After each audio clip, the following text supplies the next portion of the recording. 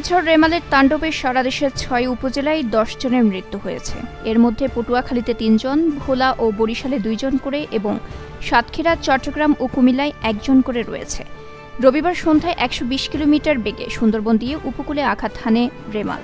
এদিকে রেমালের কারণে ৩৭,৫৮,০০০ মানুষ ক্ষতিগ্রস্ত হয়েছে বলে জানিয়েছেন দুর্যোগ ব্যবস্থাপনা ও ত্রাণ প্রতিমন্ত্রী মহিবুর রহমান। এছাড়া প্রায় ৩৫,০০০ ঘরবাড়ি বিধ্বস্ত হয়েছে।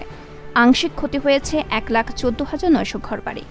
দেশের উপকূলের বিভিন্ন এলাকায় ১,৫৫,০০,০০০ গ্রাহকের বিদ্যুৎ সরবরাহ বন্ধ রয়েছে।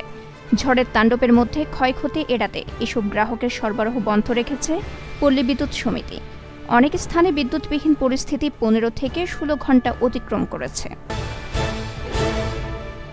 ঘূর্ণিঝড় রেমালের প্রভাবে অতি ভারী বর্ষণে আবারও প্রায় অচল হয়ে পড়ে চট্টগ্রাম। এতে চরম দুর্ভোগে পড়ে বন্দরনগরীর বাসিন্দারা।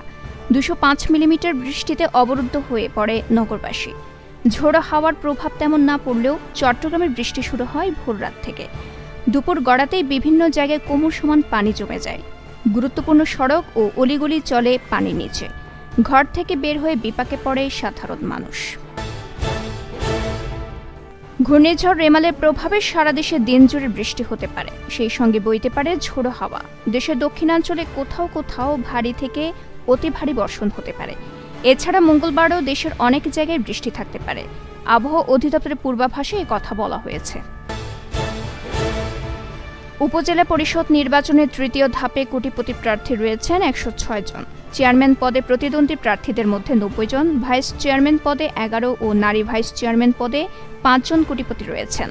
চেয়ারম্যান পদে প্রতিদ্বন্দ্বী প্রার্থীদের প্রায় ৬৭% ব্যবসায়ী। সোমবার সকালে এক সংবাদ সম্মেলনে এই তথ্য জানিয়েছে ট্রান্সপারেন্সি ইন্টারন্যাশনাল বাংলাদেশ টিআইবি। ঘূর্ণিঝড় রেমালের কারণে ১৯টি উপজেলা পরিষদ নির্বাচন স্থগিত করা হয়েছে।